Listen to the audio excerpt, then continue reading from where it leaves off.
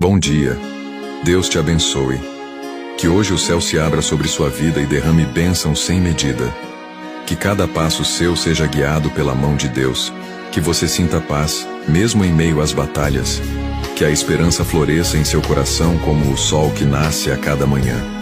Deus conhece seus sonhos, suas lutas e suas orações. Nada está oculto aos olhos do Pai. E Ele já está trabalhando por você. Que a alegria dele te fortaleça. E a fé seja o seu combustível. Não desanime. Deus nunca chega atrasado. Onde houver dor, que Ele leve consolo. Onde houver dúvidas, que Ele traga direção.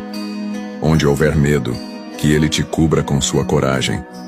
Que sua casa seja cheia de luz, amor e proteção. Que o impossível se torne testemunho na sua vida. Tenha um dia abençoado na presença do Deus que nunca falha. Que assim seja. Amém.